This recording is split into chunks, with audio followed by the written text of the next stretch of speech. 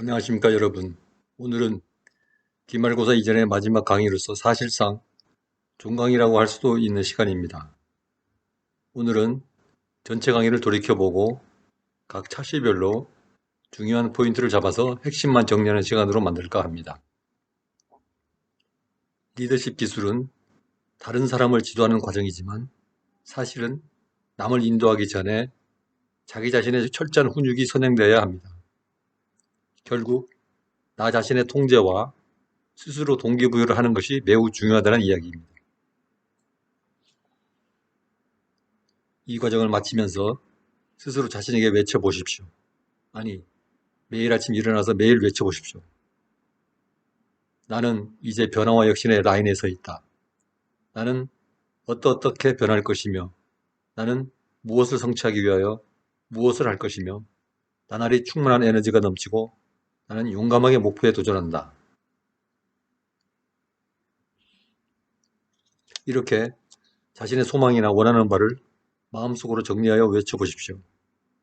자신을 넝굴처럼 휘감아왔던 나쁜 습관이나 버릇, 게으름, 나태, 미움, 시기, 질투, 패배감 등 부정적인 어둠은 사라지고 대신에 맑고 강렬한 햇살처럼 밝은 에너지가 자신에게 비추오는 것을 느낄 것입니다. 이번 학기 리더십 강의는 공부가 아니라 사실은 자신의 재조합이자 결심을 새롭게 하는 자기 자신을 새롭게 만드는 개조 작업으로 생각하면 됩니다. 매일 새롭게 태어나는 나 자신을 만드는 것처럼 진부하지 않고 항상 신선하고 창의적이며 자아성취적이고 긍정적인 에너지에 충만하여 살아가는 자신을 만드는 작업의 일환입니다. 그러므로 나 중심에서 타인 중심으로 살아가고 무심에서 배려 중심으로 살아가며 사랑과 봉사와 헌신을 생활하는 삶을 만들어가는 것을 의미합니다.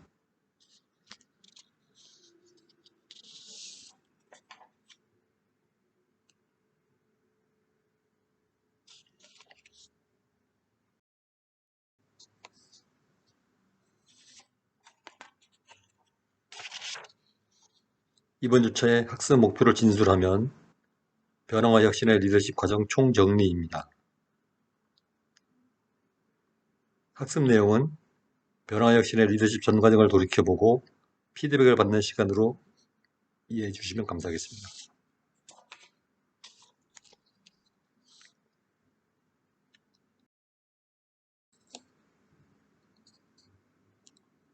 각 주차별로 학습한 목차를 살펴보면 다음과 같습니다. 제1주차 리더십 일반 1, 제2주차 리더십 일반 2, 제3주차 자기기술서 작성 안내, 제4주차 리더십의 역사적 이해, 제5주차 메타인지 이론, 리더십 이론, 제6주차 변화이론 1, 2, 제7주차 혁신이론, 제8주차 중간고사를 적고요. 제9주차에는 혁신의 확산에 대해서 학습하였습니다.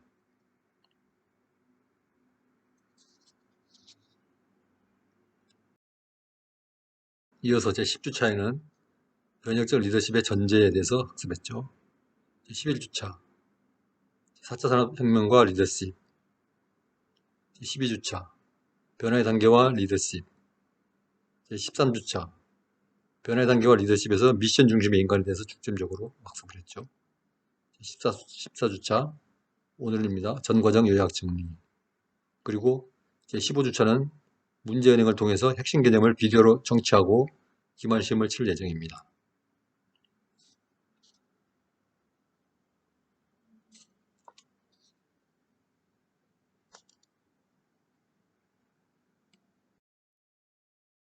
그러면 지금부터 제1주차 강의부터 돌이켜봅니다.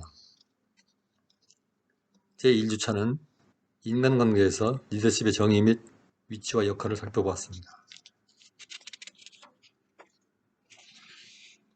경영자는 현상유지적이며 효율성만 추구하지만 리더는 변화와 혁신을 추구합니다. 여기서 인간관계의 맥락에서 리더의 위치를 생각해 보았습니다. 인간은 사회적으로 홀로 존재하지 않습니다. 사회를 이루고 사는 사회적 동물입니다. 그러므로 경영관리와 리더십이 필요합니다. 그런데 리더의 역할은 조직에 영향을 주어 변화를 도모합니다. 여기서 리더의 유형, 변화 혁신의 개념이 무엇이며 어떻게 이를 추진해야 하는지가 주요 이슈가 됩니다. 리더의 유형은 권위형, 민주형, 파트너십형, 변혁적 및 서번트형 리더십 유형이 있음을 학습하였습니다.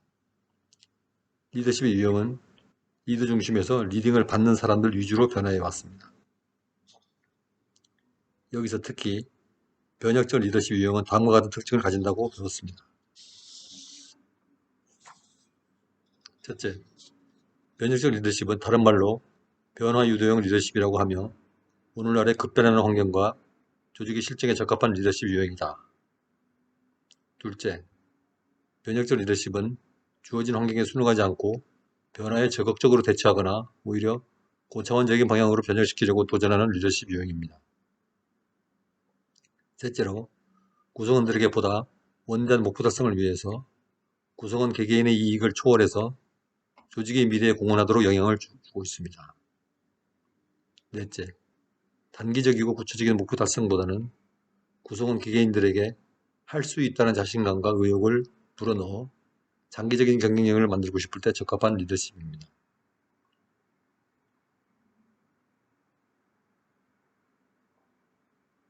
그러므로 변혁적 리더십의 특징은 첫째, 카리스마, 둘째, 자기확신, 셋째, 존경심과 충성심, 넷째, 풍부한 칭찬, 다섯째, 감동입니다.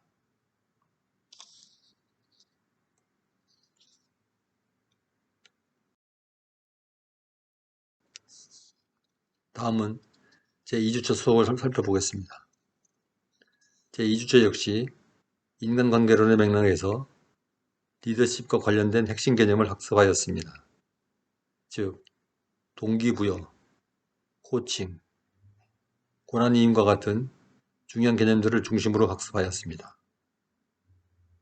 그 개념들은 효과적인 변혁적 리더십을 만들기 위해서 갖춰야 할 기초적인 리더십 기술입니다. 효과적인 동기부여 방법은 긍정적 강화를 사용하는 것을 긍정적인 결과를 가져온다는 점을 확인하였습니다. 훌륭한 코치는 뛰어난 경청자라는 점을 명심해야 하며 리더는 모든 세세한 일까지 다 할 수 없으므로 권한을 구성원에게 위임합니다. 권한 위임을 인파워먼트라고 합니다. 높은 성과를 내는 인파워먼트 특징은 구성원들이 일에 애착을 가지고 도전적이며 흥미를 더 느낄 수 있다는 점을 학습했습니다.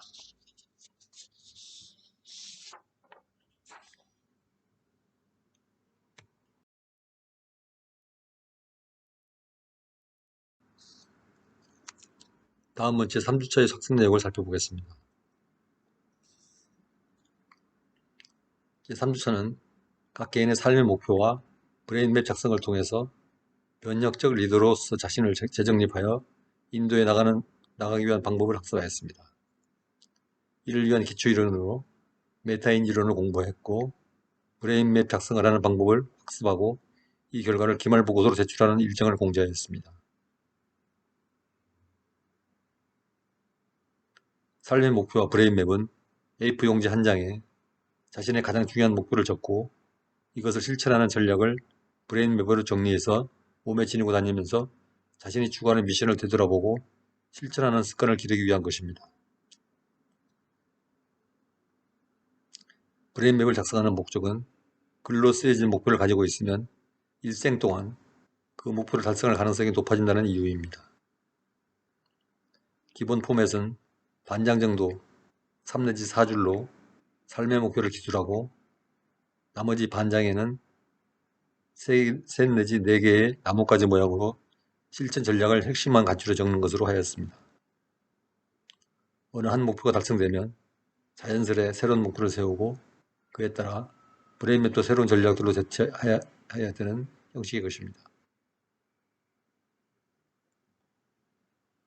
이 실천을 위해서 미션 중심의 생활인이 되어야 함은 물론입니다.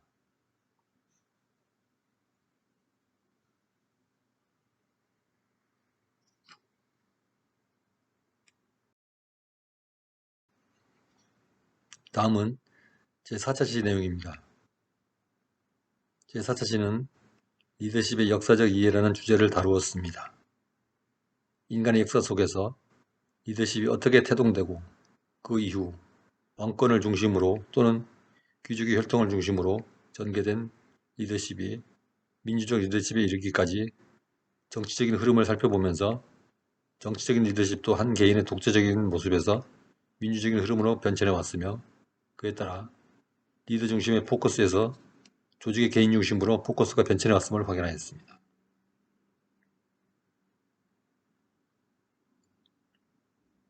이것은 과거 힘 중심의 강압적 이데올로기에서 개인들의 자발성과 자유의지를 인정하는 포용적 및 분권적 사상으로 리더십이 변화를 가져왔음을 암시하고 있습니다.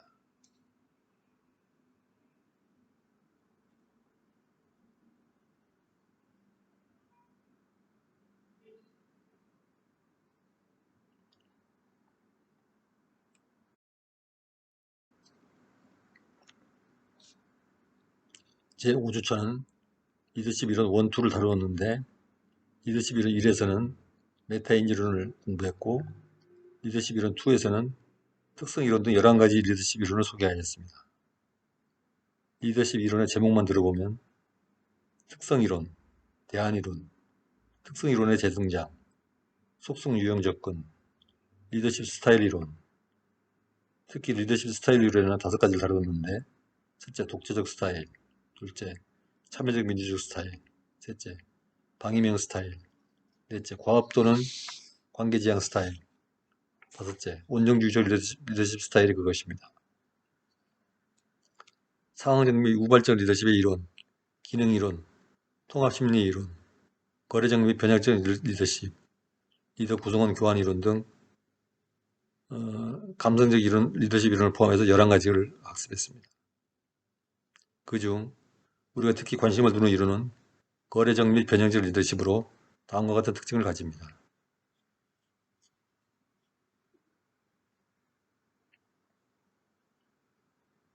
특정 업무를 수행하고 팀의 성과를 보상하거나 처벌할 수 있는 권한을 부여받는 것.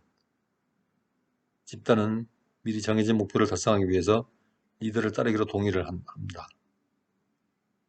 생산성이 목표 미달하면 부하 직원을 평가, 조작 및 교육하고 생산성이 목표에 달성하면 효율성을 보상하는 힘이 리더에게 부여된다는 것입니다.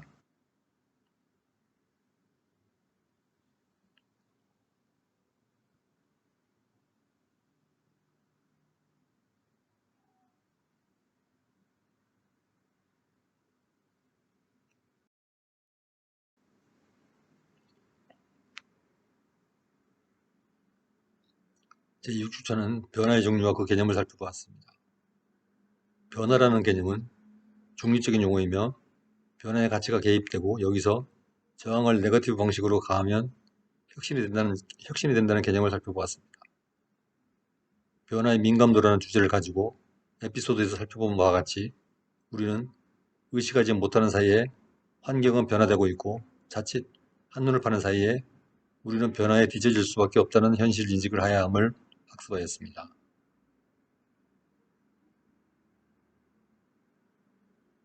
변화의 종류로 가치 중립적인 의미의 변화와 의도적인 변화가 있다는 사실을 파악했습니다.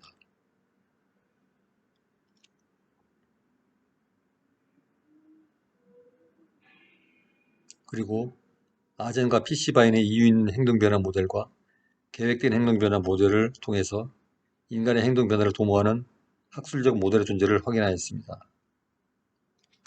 또한 변화관리라는 개념을 통해서 변화를 용이하게 하는 프로세스를 학습했습니다.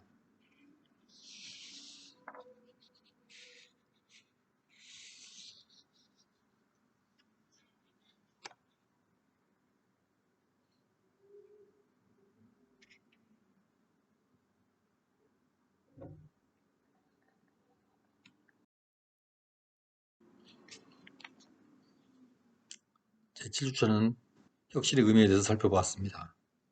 그 다음 혁신의 의미라는 대주제 아래 총 7개 주제를 학습하였습니다. 그 주제는 첫째, 변화의 의미.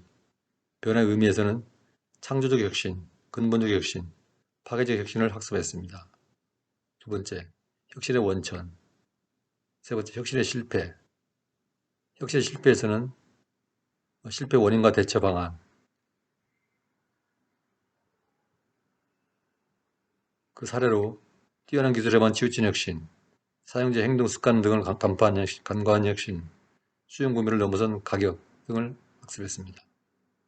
네 번째로 혁신 실패의 원인을 사례 연구를 통해서 학습했습니다. 다섯째, 혁신의 실패의 활용에 대해서 학습했습니다.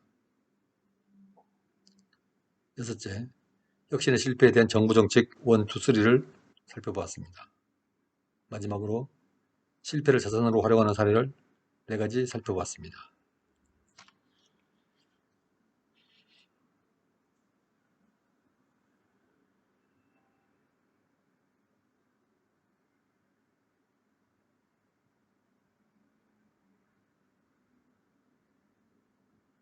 제7주차에서 학습한 혁신의 의미 수업에서 가장 중요한 교훈은 실패에 대한 각국의 태도와 반응입니다. 실패를 두려워하여 목표를 너무 낮게 잡고 항상 성공만 하는 프로젝트를 추구하는 것은 결코 바람직하지 못합니다. 혁신은 실패를 먹고 자랍니다. 그러므로 실패를 많이 할수록 성공에 가까워지는 것입니다.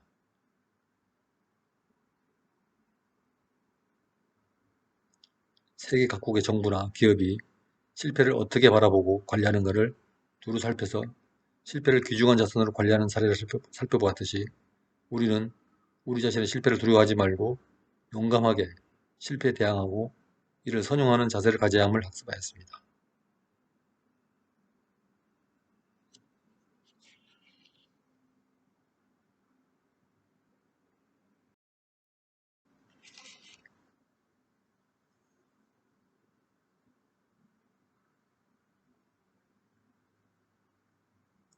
제8주차는 중간고사 기간으로 중간고사를 대체하기 위해서 20문제를 출제하고 답안지를 제출받아 성적을 관리하였습니다.